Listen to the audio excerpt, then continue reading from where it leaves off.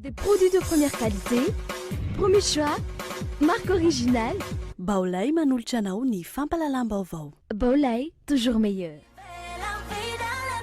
Porte, fenêtre, volets roulants, véranda, rideaux métalliques, tôle, vitres, soc à vitre, très sincèrement. Ny fampalalam-baovao iarahanao amin'ny soka vitre.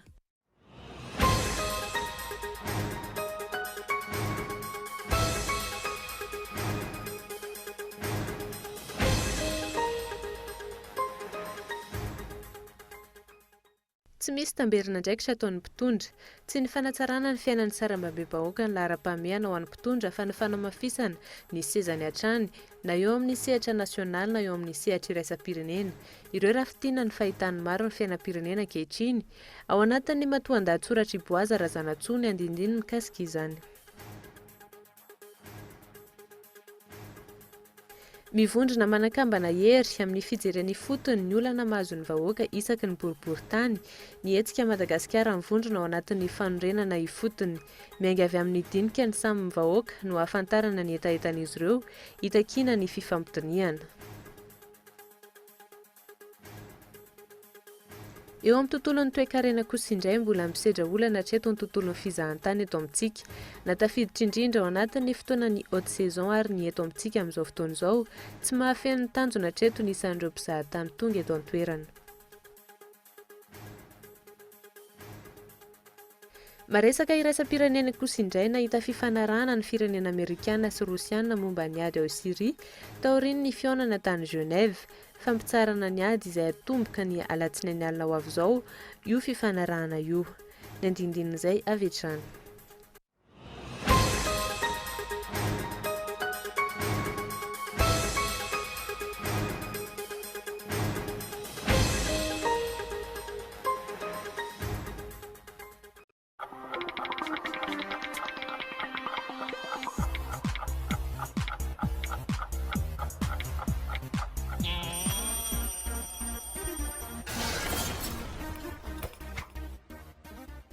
Tonga soa eto amin'ny magasin vaovao Laibao Center.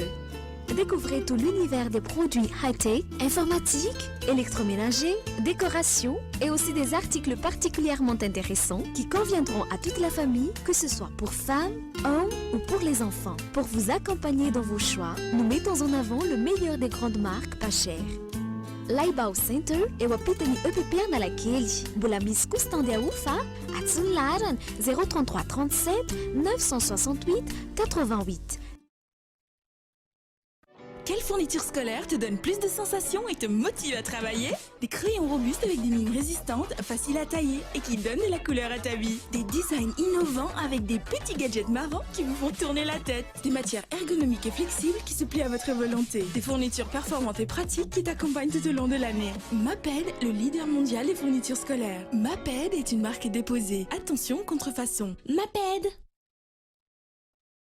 Hey! Toy misy resaka antsika ampela iaby zay latsaky roapolo tao fa manomboky mamy sofitiava io amin'io tandremy eo be vokaloha fa ho simba ne fiainanao e. Efa bobaka ny fomba fisorohana ny voakaloha loatra ary maro azo safidianana izany. Ka io maimboa 411 fa hagnampy antsika tanora. Ao anaty tsy ambaratelo daholo ny kozy miainga eo. Mahafapo antsika tanteraka sady mety amintsika tanora fikarakara ao. 411 antso ray fikarakarana ray. Ho antsika ampela iaby zay latsaky roapolo tao maimaimpoa raha iaby zay.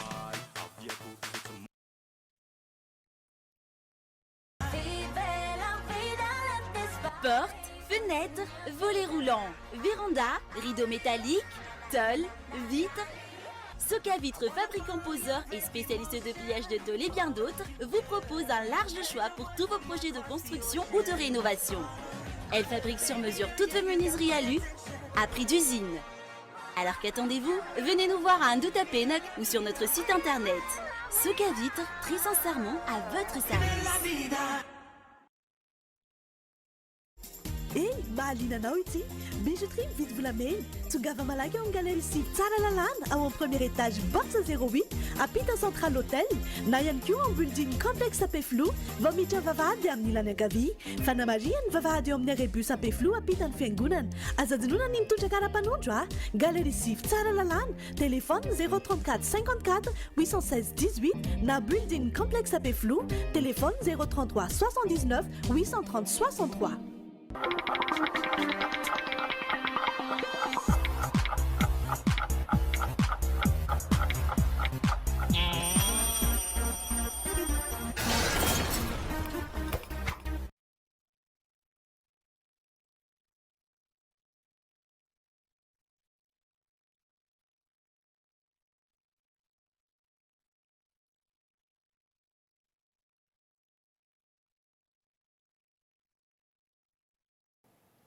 Faltafaraka aminao indray tompoko kilasy tompoko vavy atao anatin'izao fotoana ny fampahalalam-baovao izao ary asaina mpanajana ianao anaraka izany hatramin'ny farany setry ny politika avy hatrany toy ny mazatra no isataratsika ny fiarahana tsy misy ny fivoarana eo amin'ny fiainan'ny ankamaroan'ny vahoaka malagasy ny omaly ihany anio ary ahina mbola ho mafy hatrany ny ampitso manoloan'izany anefa dia tsy misy ny tamberina andraikitra izay ataon'ny mpitondra ary ny fanamafisana ny seza hatrany no lahara-pahamehana ho azy ireo fa tsy ny fanatsarana ny fiainan'ny sarababem-bahoaka ny andindin'izay dia arahinao atao anatin'ny matoan-datsoratra Iboazy Razanatsoa.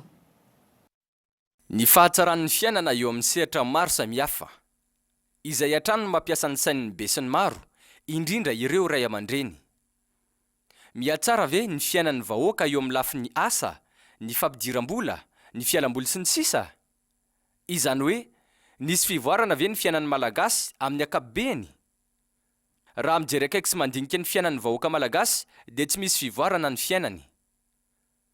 Toa ireo ao anatin'ny fitondrana na ny manodidina ny fitondrana ihany no mivoatra ny fiainany. Mandeha tsara ny asa sy ny bizina, miditra foana ny vola. Etsy ankilan'izay anefa ny vahoaka tsy mandady arina tsy misy fivoarana.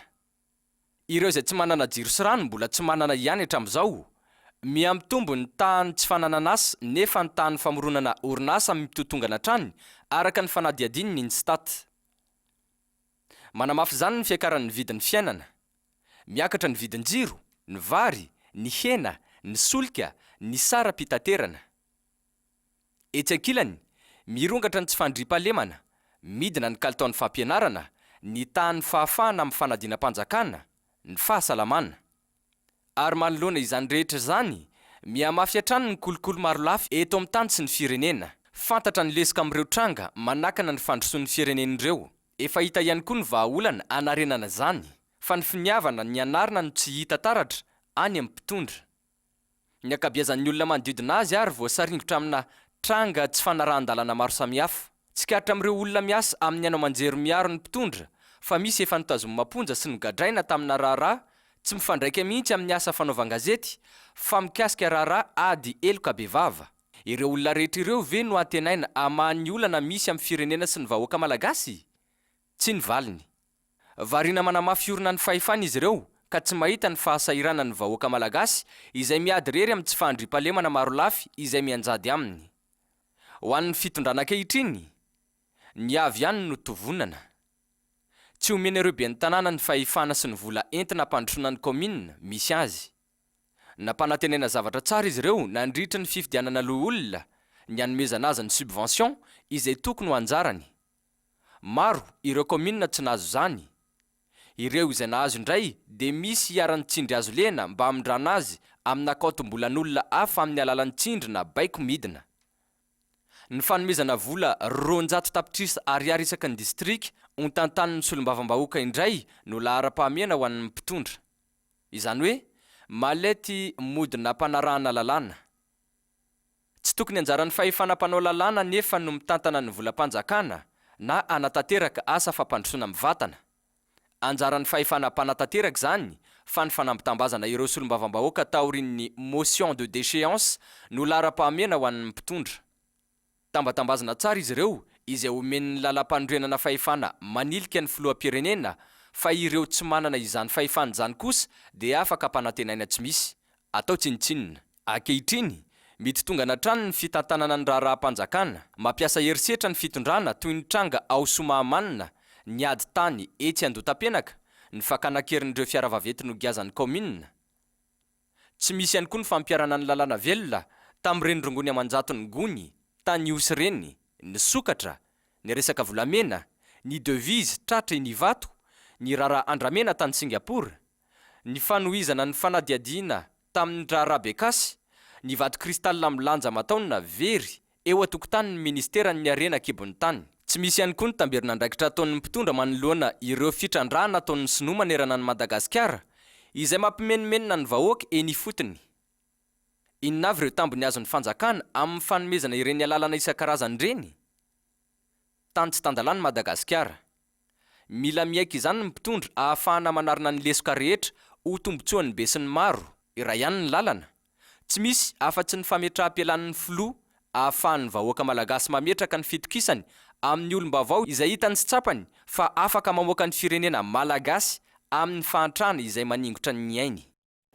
Fa mivondrona manakambana hery amin'ny fijerena ifotony ny olana mpahazon'ny vahoaka isaky ny boriboritany ny hetsika Madagasikara mivondrona ao anatin'ny fanorenana ifotony.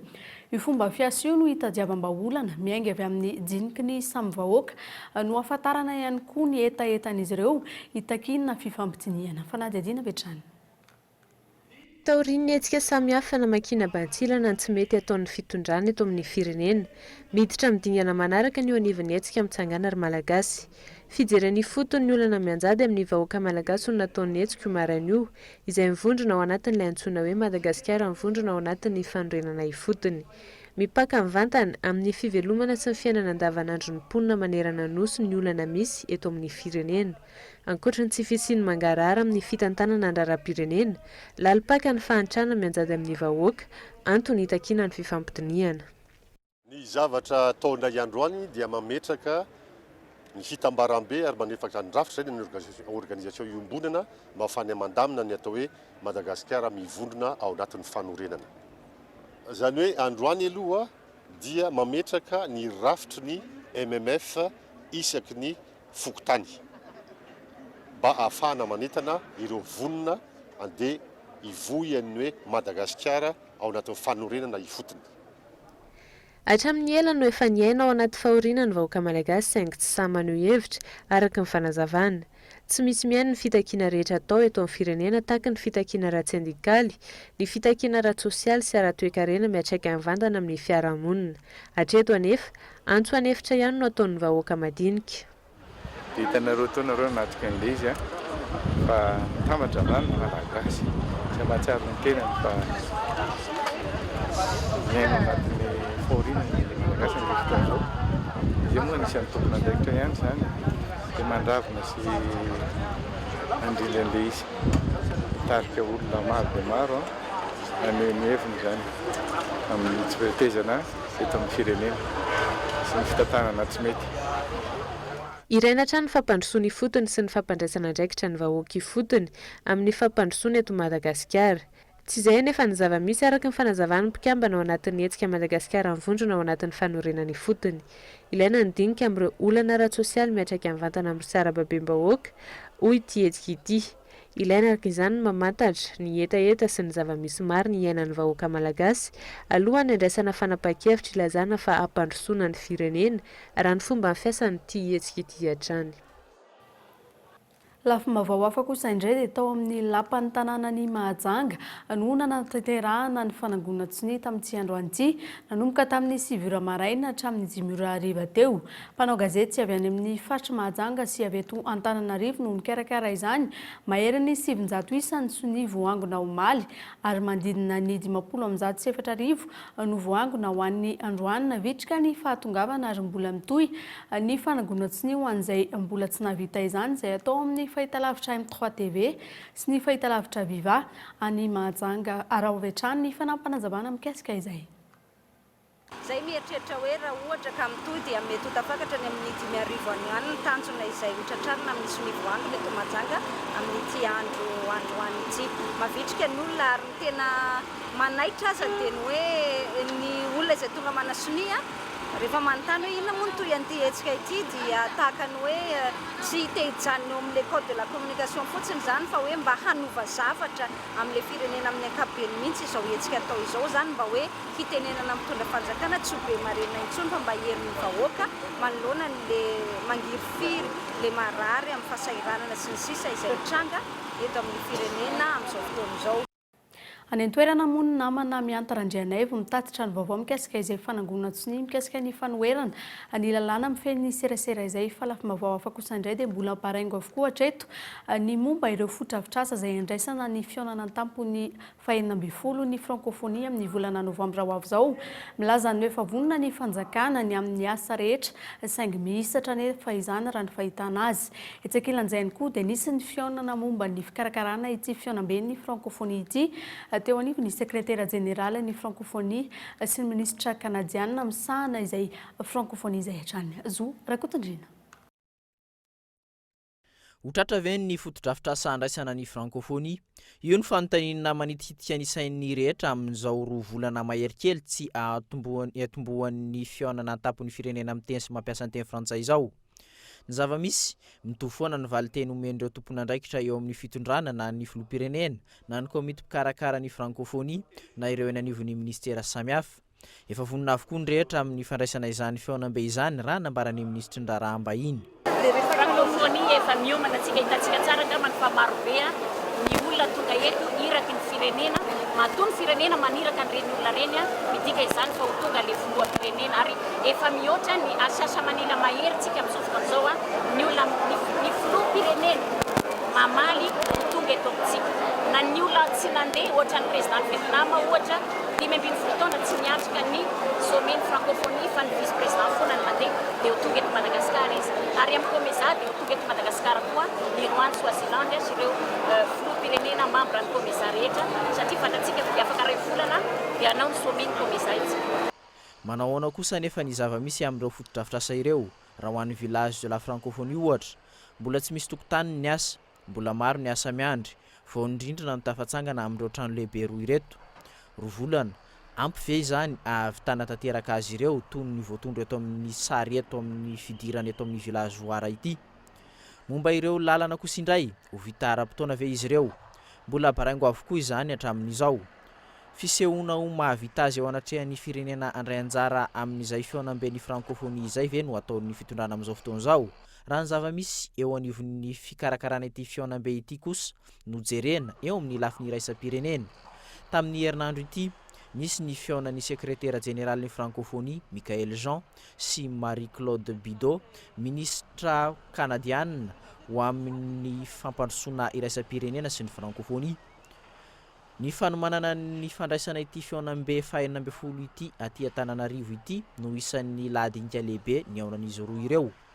Inona no anton'izany? Hatreto aloha tsy mbola misy ny fanampanazavana momba ny tena nodiny natao anatin'izany. Ny any fantatra hatreto dia nisan'ny noresahan'izy ireo tao anatin'izany ny anjara andraikitry ny gouvernemanta kanadiana ao anatin'izany fionamben'ny francophonie izany. Ho an'ny eto an-toerana kosa mbola eo ampanomanana ny olombelona andray izay fionambe izay ny ministera Ndrahambahiny. Nisy ny fanomezana salotra ireo agent diplomatique et consulaire izay vao nivoaka sy nahavita fianarana tamin'ity taona ity izay anampy amin'ny resaka arofenitra amin'ny fandraisana izay francophonie izay. Fa nivoaka ihany marina mikasika ny tany etsy Andotapenaka izay anatanterahany mpitondra toerana fiantsonana fiara izay manao njotra nasionaly nampanofaina tamin'ny orinasa Total mandritra ny 20 taona. Io tany io ary 2,4 isan-taona ny tamberimbidy mikasika izany. Mampametra-panontaniana ny hoe miady sy miaro ny tombontsoan'ny fanjakana marina ve ny mpitondra ao anatin'izany ary maninona ihany koa tsy natao tolobidy misokatra ny fanatanterahana izay fotodrafitrasa izay ny fanadihadiana avy hatrany dia arahantsika. Atao varoboba ny tany-mpanjakana izay ny fahitana ny zava-misy amin'izao. Nandeha ny resaka maro tao ao mikasika ny tany eny Andotapenaka na ilay hoe Andotapenaka gare routière. Nandritry ny fotoana maro dia tsy hita ny mangarara mikasika io ampahatany io. Ny potra ary zao ny marina fa io tany io dia efa nampanofaina tamin'ny orinasa Total Madagasikara araka ny titra manokana TN 72/420 bara A mitondra ny anarana hoe andotam-pianaka gare amphithéose ary anatanterana ny fananganana gare routière sy station service. Ny fitrandrahan'io tany io dia nomeny ny fanjakana malagasy ho an'ny orinasa io mandritry ny 10 taona amin'ny alalan'ny bay amphithéotique.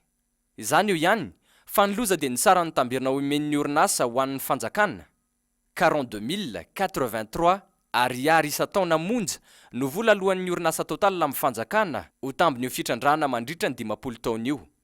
Raha ataony kajy tsotsotra dia 2 104 150 ariary monja zany ny vola irotsaka amin'ny fanjakana mandritra ny 10 taona. Manahira-tsaina ny hevitra azy satria na ny tolobidy mikasika ny famarotana ity tany ity aza dia toa tsy naharenesam-peo na hita tany ho any fa toa vita ny resaka ambadika fotsiny. Akoatr'izay tsy fandefasana izay tolobidy mazava zay, tsy fantatra mazava ihany koa ny refin'ny velaran-tany natao bay amphithéotique. Ny fahafantaran'izany marina hoe izao hektara no nampanofaina dia ialana amin'ny mety ho fanitarana ny toerana mivoana amin'ny fifanarahana any aoriana. Azo inona nefa fa raha nazava zany fifaninanana izany, orinasa maro ny vonina anao fitrandrahana ary amin'ny vidiny lafolavitra no io omen'ny orinasa total ny fanjakana io. Inona no aton'izao akinafin'izao? Inona no ambadika io vidiny toa tsy misy dikany alohan'ny fanjakana io? Inona ny tena marina? Ambonin'izany, tsy mazava no mikasika ny alavan'ny fotoana anatotosany ireo fotodrafitrasa. 5 taona be izao no nomen'ny fanjakana ny orinasa anaovan'ireo fotodrafitrasa enti mitrandraka. Raha araka io fepetra io sy ny tamberim-bidy omenan'ny fanjakana, mazava ho azy fa orinasa sy olona maro no mety ifanototra manome tolotra ividiny tany amin'ny vidiny sahazazy raha natao mazava, mangarahara sy misokatra amin'ny tolobidy, ary mbola mampametra-panontaniana ny be sy ny maro ihany koa atreto ny tranga tahaka izao amin'ny toby fiantsonana ambodivona. Aiza ny fandaminana amin'ny toby fiantsonana io hatramin'izao nefa tokony nisy ny fandaminana natao mba hampanaraha-penitra azy. Itovy amin'io ihany koa ve ny tranga ao andotam-penaka aoriana? Nampiakapeo i Marc Ravalomanana momba io tany io. Nilaza ny heviny ihany koa ny ministera-panjakana misahana ny tetikasan'ny filohan'ny repoblika. Nilaza ny mendraka fitoriana ny commune momba raharaha io. Saingy hatreto tsy hita taratra eny anivon'ny fitsarana zany fitoriana izany. Sarimihetsika fotsiny ve ireny ahafahana manao tsindry amina raharaha hafa any ambadika any? Nijerena akaiky eny anivon'ny fitsarana iny resaka fitoriana iny amin'ny herinandro ambony. Raha ny fizotran'ny raharaha no jerena, ho sarotra ny ahazon'ny orinasa mpanatateraka ny permis de construire avy amin'ny commune Antananarivo renivohitra amin'ny fananganana ny fotodrafitrasa. Sa ve izy baiko midina ihany toa tsy ilana procédure toy ny tranga teny Anosipatrana tamin'ny fakana ireo fiara lehibe mpitaona tany ny gazan'ny commune? Sa ve fa misy fifanarahana miafina amin'ny rotonta ka sarimihetsika fotsiny ihany reny? Ienjan-droatrano ny tady eo amin'ny rotonta. Toerana tsara satria manamorona ny lalam-pirenena io toerana io ary azo lazaina fa ampovoan-tanàna. Akaiky mpitandro ny filaminana ihany koa. Ny fomba tahaka izao raha tsy aivina no efa nampimenimenina ireo mpiara-miombonantoka amin'ny Madagasikara raha tsy nilaza raha tsy ny fomba fiasa ao anivon'ny jirama. Tsy misy ny mangarahara, tsy misy ny tolobidy misokatra. Antony ahazon'ny firenena malagasy tsikeran-trany avy amin'ny firenena sy ny mpamatsy vola mpiara-miombonantoka. Ny tranga tahaka izao dia mampietsika ny ambopony mpiasa-panjakana, any ka avoakan'izy ireo tsy kelikely ny atota taratasy momba ny raharaha mafana tahaka izao mitranga izao. Lafa mavao hafa tanteraka kosa indray dia mbola misedra olana hatreto ny tontolon'ny fizahantany eto amintsika natafiditra indrindra ao anatin'ny fotoana ny haute saison aza isika amin'izao fotoana izao dia tsy mahafeno ny tanjona hatreto ny isan'ireo mpizahatany tonga, isan'ny olana goavana mipetraka ary misy fiantraikany goavana ny fikatona sidina makany Azia. Raha tsy aivina dia efa herintaona izao no nikatona ny sidina makany Azia, vola mandidina ny $7 ny tombony azo avy amin'ny fanafoanana ny sidina makany Azia. Raha efa haingo $7 kosa amin'ny fanafoanana ny sidina makany Johannesburg. Hatreto anefa dia mipetra-potsiny ilay fiaramanidina A340 izay hofaina $10 sy $3,000 isam-bolana. Fanampanazavana avy hatrany no dia raha antsika. Atentinay zany dia hoe mba ny verenana aingany zotra Antananarivo bankokotra na sy Azia zay fa misy hoe varavarana anankiray idirana ny Azia. Fomba fiteny azy eo amin'ny teny anglisy gateway. raha manana kety hoe anankiray anay tsika naiza misy azy zay no tena andrasanay satria ohatran'izao tsika afaka nahazo betsaka noho izao fa nohon'le hoe foana le lalana iny dia manjary lasa kely le vokatra azo. 5 sy 3 ariary isam-bolana moa no anofaina ny Airbus A340 izay mitondra ireo sidina ireo fanadihadiana manokana kosa indray no entina amintsika manaraka eto dia mikarakara lalagoavana ho an'ny mpanjifa nanomboka ny volana aogositra teo hatramin'ny volana oktobra ho avy izao ny orinasa Holcim malalao izay ahafahana mahazo loka hiatrehana ny fidiran'ny mpianatra ary manerana ny nosy no ahafahana mandray anjara ao anatin'izany raha ny fanazavana Lili Rapiata. Ato anatin'izao fotoana manakaiky ny fidiran'ny mpianatra izao, mikarakara lalao goavana nanomboka ny volana aogositra teo ny orinasa Holcim, orinasa izay efa fantatra amin'ny sehatra ny fanamboarana trano. Afaka mandray anjara amin'ny lalao goavana io ny mpanjifa rehetra. Soratra Holcim 5 avy amin'ny fonosana na lasaka 5 no angonina sy nanarana sy adresy mazava ary aterina amin'ny toeram-pivarotana ahitana ny afisy fampahafantarana ny lalao no fomba ahafahana mandray anjara. Tsy ny toeram-pivarotana rehetra akory no ahitana an'izy io fa izay ahitana an'ilay afisy hoe je l'ouvre. Eny zany misy an'ilay urne dia ho antsika rehetra mpanjifa zany rehefa avy mampiasa an'ilay lasaka Holcim dia angonina ilay soratra ilay Holcim iny. Tsy voatery mitovy loko akory izy anankidimy fa rehefa marika Holcim dia mety daholo. Rehefa feno 5 dia aterinareo eny amin'ny toeram-pivarotana izay ahitana an'ilay afisy dia aterina eny ilay izy dia misy urne rehefa avy eo dia aterinao fotsiny ilay izy.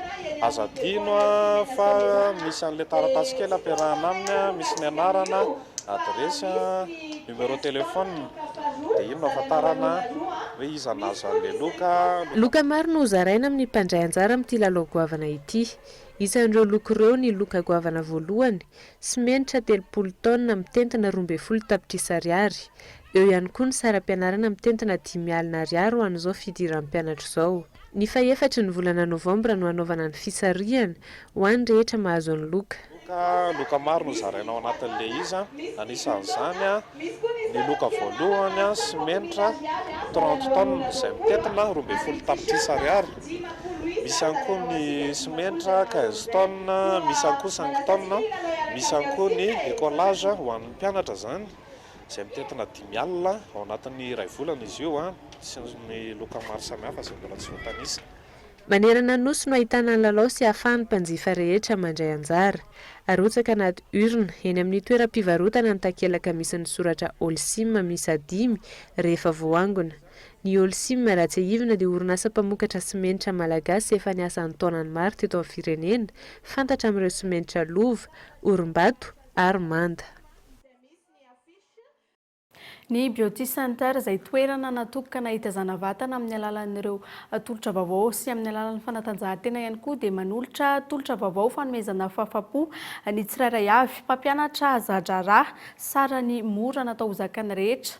Izay no entin'ny Beauty Center anomezana fahafapo indray ireo olona izay mankafy ny taranja fanatanjahantena sy ireo fitaizam-batana samihafa varavarana misokatra no nentin'izy ireo na namariana ny androny androany tetsy antany menina miora manitra.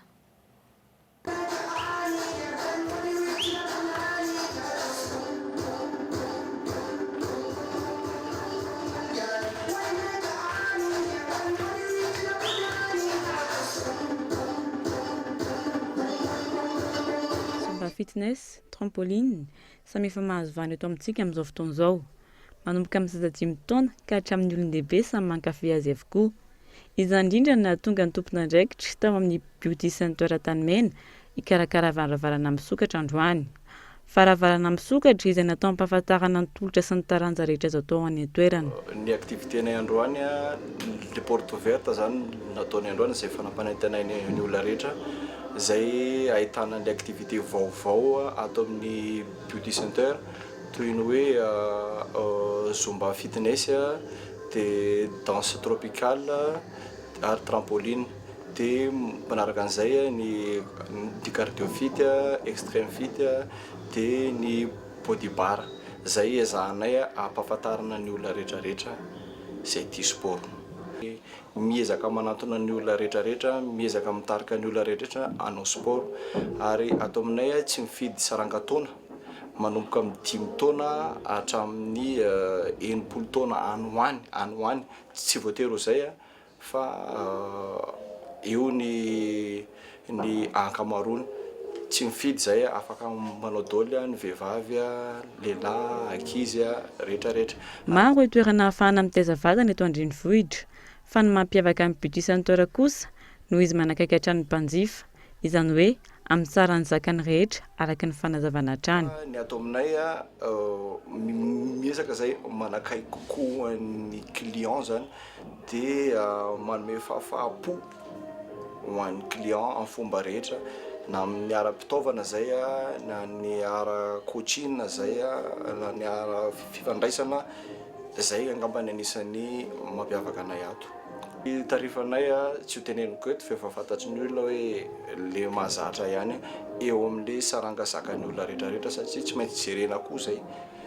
Mahazaka olona mahery 200 ny trano natokana anaovana zumba ary mahery 100 kosa ho an'ny trano natokana anaovana fitness sy musculation. Olona manodidina ny 100 isan'andro ny tonga manao zumba ety amin'ny Beauty Center Tanimena raha manodidina ny 50 kosa izany ho an'ny faran'ny herinandro. Isan'andro amin'ireo fisokafana birao eny Tanimena azo atao no misoratra anarana amin'ireo karazana taranja misy ao amin'ny Beauty Center Tanimena.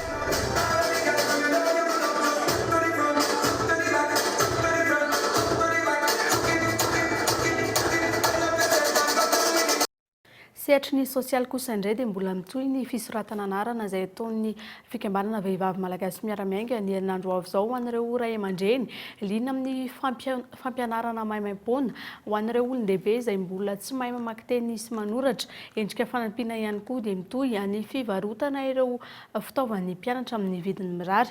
Teny Ankerana no karakarainy ity fikambanana ity. Fanadiadiana entiny Narindra Randrianomanana.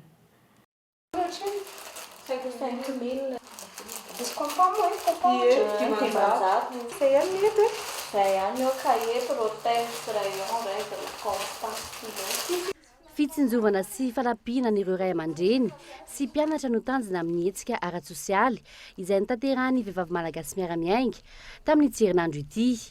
Amin'izao fidiran'ny mpianatra izao, anisan'ny renim-pianakaviana liana tamin'ny fividianana fitaovana eny amin'ny foibean'ny antoko malagasy miara-miainga teny Ankerana Mirana. Tana tamin'ny télé dia hitako hoe fotoana mety ahafahako mahita hoe ahoana ny vidiny par rapport amin'ny tsena zany dia hitako hoe aty misy fihenam-bidy kokoa dia sady milamina, misy karazany afaka hisafidianana dia afa-po tsara amin'ny fandraisana dia izay nahatonga. Ankoatra ny mpianatra, miroso amin'ny fanampiana ny ray aman-dreny ihany koa ny vehivavy malagasy miara-miainga. Mbola hitohy hatrany ny fisoratana anarana amin'ny fampianarana mamaky teny sy manoratra natokana ho an'ireo olon-dehibe. Tanjony tompona andraikitra ny mba ahafahan'ireo ray aman-dreny mandray anjara amin'ny fampianarana ny zanany. Ny olona nisoratra anarana fa mbola mitohy foana ny fisoratana anarana ety amin'ny Foibe dia any amin'ny faraparan'ny volana septambra aminy zany zay no alefa amin'izay zany le fampianarana.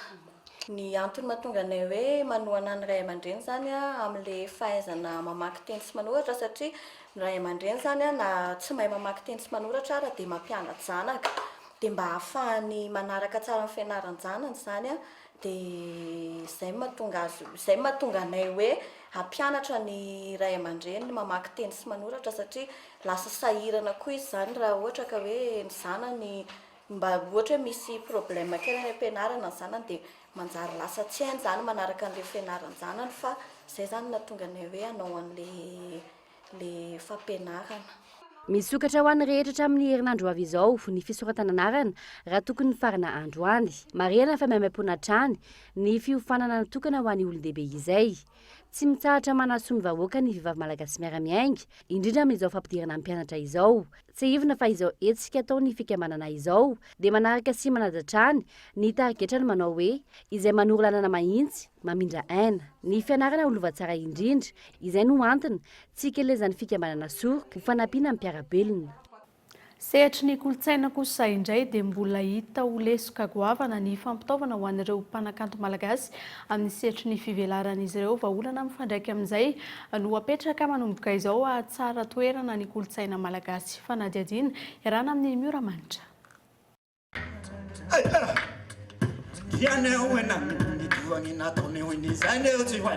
Simba ny kolontsaina malagasy no tsy sy ny fampitaovana natokana amin'ny kanto eto amintsika. Ezaka avy amin'ny samy mpanakanto ihany aloha hatreto no ahafahana manary ny UNESCO. Mpisehatra maro eo amin'ny lafiny kolontsaina zavakanto no ifanometanana ho fampandrosoana ny kanto malagasy sy hametrahana azy amin'ny toerana tokony hisy azy. Folo taona zany no izahana, folo taona zany hoe andao hiezaka anao izay ho afaka équipena matériel antrampokon'olona rehetrarehetra eto Madagasikara. Anomboanay izy aloha ny 22 région aloha ny ao anatin'ny farak'izay aingana aloha hoe antrampokon'olona rairay avy ao anatin'izy 22. Ny anton'izay moa amin'izay atsika tsy raha hoe ny artiste anankiray zany raha hiainga hiditra ao anaty trampokon'olona izy ohatra anao fampisehoana amin'izao tsy maintsy mbola manofa mitady matériel mbola anao comme. Dia ny eritreretinay hoe aloha asitsika matériel ao amin'ny toerana izay andalovany ihany zany ohatra hoe raha ohatra miangeto izy ka hatrany Tamatavy mba afaka manana sehatra izy ao Manjakandriana afaka manana sehatra izy ao Moramanga ohatrohatr'izay zany le zavatra izahanay eritreretina ao anatin'ny folo taona. Mila fahamatorana ny fidirana amin'ny sehatry ny kanto mba tsy hapotika ny kolontsaina malagasy araka ny fanazavana. Tanora amin'izao miezaka tena miezaka ary isorako fa manao zavatra fa le zavatra atao mialatsiny raha miteny an'izay mila masahana kely aloha. Mila masahana kely fa tsy maika tsy tokony miandriandry kely zany efa matotra dia alefa. Samy tompona andraikitra avokoa ny tsirairay amin'ny fiarovana ny kolontsaina sy ny kanto mampiavaka ny fireneny. Efa manao ny ezaka ny mpanakanto amin'ny alalan'ireo karazana hetsika ara-kolontsaina atao. Aiza ho aiza kosa ny fandraisana andraikitry ny ministera manoloana izany. Fanadihadiana manokana kosa indray dia ny fampitaonana tetsy amin'ny Coliseum Matsonjombe ireo mpino amin'ny fiangonana vahoan'ny oloko androany fandresen'ireo mpino ny fahavalo. Izay no hevitra nampitondraina ny hetsika ho an'ny androany nisy ihany koa ny Congrès nasionaly izay natrehina ireo mpitandrina valonjato sy mpiandraikitra ao anatin'ny fiangonana vahoan'ny oloko nanomboka ny 5 septambra izay ny farana omaly. Arahoary ny fanadihadiana iarahana amin'ny Narendra Randrianomanana. Araka ny hitantsika amin'ny sary dia tena be ny vokatra ary azo lazaina manao hoe mihoatra no eritreretina mihitsy satria ny zahana sy ny étranger tany hatrany ivelany no amin'ny fahafenon'olona tato anatiny. Ny zavatra mitranga zany dia ao anatina délivrance mihitsy mihitsika izao fandroana ny devoly izay namatotra ny olona satria ny tanjona dia hoe tsy maintsy andresy ary tsy maintsy ho mpandresy ary anoatra ny mpandresy ny olona zay naratrika n'ity fotoana ity.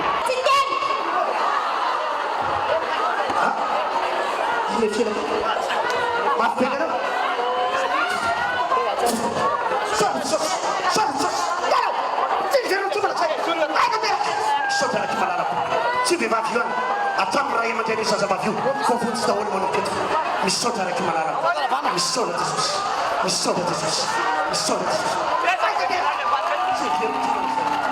Jesosy misaotra avy tasoa tsara manao keto avy ty zazavavy io maika teraky io misaotra ary ty fotoana ity moa zany tsy hoe androany ihany fa itoy eny amongo de tola frère ndraiky nambojanary mandritry ny telo sabotsy rehefa tonga eny amongo tendra ny olona dia ametraha-tanana tsirairay isaky ny olana zay mahazo azy azo antoka nefa efa mpandresy ny olona androany eo arinan'ity fotoana ity. Fa asa madinika sy miavaka hafa iraindray no entina aminao atao anatin'ny fampahalalam-baovao. Mpanamboatra sady mivarotra voankazo mifangaro na salade de fruits no asan'ny Ramatoa Julienne ny toetrandro mafana no tena mahabe ny mpanjifa azy. Fanadihadiana iarahana amin'ny Mianta Randrianaivo. Nandritry ny roa taona no efa nivarotra voankazo mifangaro na salade de fruits Irazafy ary manana Julienne eto Antaninarenina. Amin'ny maha salade de fruits azay voankazo maro no afangarony ary amidiny ety. Telo izy ireo no manao ny asa, manomboka amin'ny 7 ora maraina no mikarakara ny sakafo eto amin'ny toerana ivarotany ihany ary mivarotra avy eo papay, mananasy, citron, fraise, voatango, pastèque, akondro, siramamy no atambatra. Manoloana ireo mpivarotra voankazo maro eto Andrenivohitra, hevitra iray nahafahan'ny sintona mpanjifa maro ny fanaovana salade de fruits. Ny antony anaovanay an'izy ity mantsy betsaka rehefa manao voankazo, mivarotra voankazo dia betsaka ilay olona ilay mba te hihinana hoe voankazo mifangarongaro dia niezaka hanao an'ilay ohatra ny hoe manao papay izao dia atao fangarony ao mananasy, voatango, pastèque, akondro, citron amin'ny akondro moa ny anaovana anazy mitana ny kolera dia izay ny antony anaovanay anazy efa betsaka ny mpanao an'ilay voankazo dia mba tsy mampandeha anazy zany. Mahery ny 100 isan'andro mpanjifa tonga ary malany papay manodidina ny 40 isan'andro, akondro 10 kilao isan'andro ary siramamy 2 kilao sasany isan'andro amin'ny akabeny. Iraza Fiarimanana Julienne manomboka amin'ny 7 ora sasa maraina ka hatramin'ny 2 ora atoandro. 300 ariary kosa ny vidiny ambany indrindra amin'izany. Samy manana ny safidiny rehetra ary misy ny manafangaro izany amin'ny yaourt. Fa ela mihitsy ny ilana teto. Ny antony itiavako azy mahasalama zany sy bokazo miaraka. Sakafo ara-pahasalamana tsara zany zay mampizoto le fitaovana zany tsy maintsy aty no ataonao mipetraka satria tsy mety izy raha hoe any an-trano no amboarina mora fermante dia ny fitaovana tsy maintsy mipetraka aty dia aty ihany manamboatra anazy. Vidy zao betsaka surtout amin'le manomboka amin'ny 1.20 sasany iny na amin'ny 12 ka hatramin'ny 2. Salade de fruits zany andro mafana no tena mandeha izy. Andro ririnina koa izy zany mandeha fa andro mafana no tena mandeha. Ny ampitatra trano ny varotra taony no fanindriny tsy tanjony. Ny tontolon'ny fanaingonana andro indray kosa no entina aminao ao anatin'ny fandaharana alalino rahampitso amin'ny fitora ariva miainga amin'ireo tsotsotra miainga amin'izay eo ampelantanana sy ireo izay ilana fikaliana ka andanina ora maro. Eo ihany koa ny fitandremana tokony atao amin'ny sehatra ny sakafo arahoara ny sombony. Kasika izay isan'ireo miavaka sy efa mahazo toerana eto Madagasikara ny sary sokitra atao amin'ny alalan'ny voankazo sy legioma na ny sculpture izay mamoaka endrika sary mahafinaritra isan-karazany. Ny anarana manokana tany ivelany izany ho an'ny kapiteny Kapito izay ao anatin'ny sehatra ny miaramila no nivelarany. Isan'ireo manaparitaka sy mizara izany eto Madagasikara izy fa tsy mitana ny fahaizany ho azy irery. Andanina hatramin'ny iray andro manontolo ny fanaovana izany arakaraka ny zavatra tiana avoaka. Raha ohatra zany manao kisarisary be dia be ao anatin'ilay izy dia iny no mandany fotoana ary mila qualification angamba tsy haiko izay fiteny azy hoe tena mila zavatra tena lalaovina tsara mihitsy. Dia makarary saina sy fo ihany izy indraindray rehefa ohatra sy ny rabolisatra any amin'ny tsy falehany ilay antsy dia manimba nefa vita dia tena maty tanteraka ilay zavatra raha tsy hoe misy fomba azo récupérer azy indray nga hoe sary hafa indray no foronina aminy. Misy ihany koa ny fanomezana endrika ny sakafo izay tena miavaka ary tsy fahita amin'ny andavanandro raha mampieritreritra zavatra tsy fihinana. Mahazo vahana bebe kokoa ity fomba fanaingona sakafo ity any ivelany mihoatra ny eto amintsika. Ny endrika sy kisary no tena tiana asongadina ao anatin'izany. Isan'ny malaza indrindra amin'ny fanaovana izany hatramin'ny taona 2014 ny vehivavy iray matianina amin'ny nahandro avy ao Los Angeles antsoina hoe Christine McConnell. Mofomamy miendrika trano tantelo no nataony eto amin'ity sary ity. Ao ihany koa ny mofomamy miendrika biby isan-karazany na karandoa. Ery fiarovana, sira mineraly samihafa, menaka sy ny sisa samy azo avy amin'ny sakafo isan-karazany. Aretina maro ihany koa nefa no azo avy amin'ny sakafo raha tsy voatandrana ny fihinanana na ny fikarakarana azy. Isan'izany ny aretim-bavony izay matetika tranga sy ny fanafodinana ara-tsakafo na ny intoxication alimentaire izay ahina hitarika hatramin'ny fahafatesana raha toa ka tsy voatsabo ara-potoana. Fa ny tena lehibe indrindra miresaka hoe fihinanana sakafo sy ny tsy fahasalamana aterany dia ilay ataontsika hoe intoxication alimentaire. Karazany hoe voapoizina ilay sakafo hohanina, iny matetika tranga rehefa miren'ilay sakafo na ao anatin'ny ankohonana na amin'iren'ilay sakafo iarahan'ny be sy ny maro ireny ka ratsy ny fikarakarana azy na misy zavatra tsy ara-dalàna ilay nentina nikarakara azy toy ny hoe ny atody na ny charcuterie na ny amin'ny bois jus koa raha matetika mety hitrangan'ny toe-javatra tahaka izany. Misy poizina amin'ilay sakafo dia iny mora miparitaka be ilay otrikaretina ao anatiny ary mety tsy olona iray fa izay olona rehetra mikasika an'iny sakafo iny dia ho tratrany daholo. Mety mahafaty surtout ilay intoxication alimentaire nolazaiko teo rehefa tsy tratra ny famelomanaina, ny famonjena izay tokony ho atao dia mety hitarika hatrany amin'ny fahafatesana. Ny aretim-bavony rehefa tena diso mafy loatra ny fiantraikan'izy io misy ny tonga hatrany amin'ny hoe hémorragie digestive izany hoe vaky mihitsy ilay fery ao amin'ny vavony ao. Iny matetika dia rehefa tsy tratra koa dia mety hitarika hatrany amin'ny fahafatesana. Ny zazakely rehefa tratran'ny areti-kibo vokatry ny fihinanana sakafo maloto ka be loatra ny fivalanany sy ny fandoavany dia ratsy foana zany. Maresaka iraisam-pirenena kosa indray dia nahita fifanarahana ny firenena Amerikanina sy Rosianina momba ny ady tao Siria taorian'ny fihaonana tao Genève fa mitsarana ny ady izay hanomboka ny alatsinainy ho avy izao. Sarin'izay eo amin'ny France 24. Nahita fifanarahana John Kerry sy Sergei Lavrov tao Genève. Izay ny fanambaran'ny rototo androany fifanarahana amin'ny fanajanonana ny ady ao Siria. Hanomboka ny aliny alahady izao ifoa alatsinainy io fanatsarana ny ady io. Ny ampitsarana ny ady manomboka amin'ny fotoana io ny tanjona. Etazonia sy Rosia dia manao antsoavo amin'ireo mpisehatra rehetra ao anatin'ny fifandonana ao Siria mba hanajanona ny ady sy ny fifandirana ary mba hanaja ireo fifanarahana rehetra. Ankoatr'izay, nahita fifanarahana koa ny rotota teo amin'ny resaka tafika, isy ny fiara-miasa amin'ny famongorana ny EI na ny État Islamika. Nahita fifanarahana ihany koa izy ireo momba ny ananganana fanjakana iara-mitantana, fa momba ny Bashar al-Assad kosa no tsy nahitana vahaolana hatreto no ity farany tohanan'ny Kremlin hatramin'ny farany. Dia izay ihany koa tompoko lasy tompoko vavy no entina manakatona ny pejy fampahalalam-baovao izao alina izao ankasitrahana feno ny nanarahanao izany hatramin'ny farany. Veloma tompoko.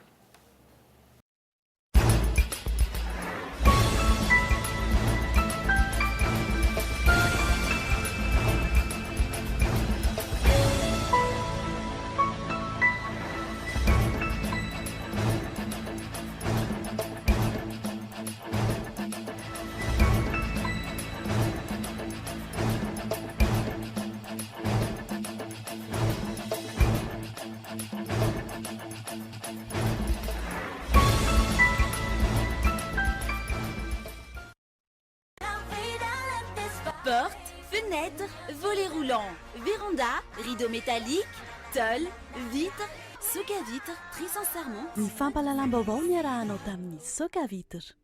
Des produits de première qualité, premier choix, marque originale. Baolay nanolotra anao teo ny fampahalalam-baovao. Baolay, toujours meilleur.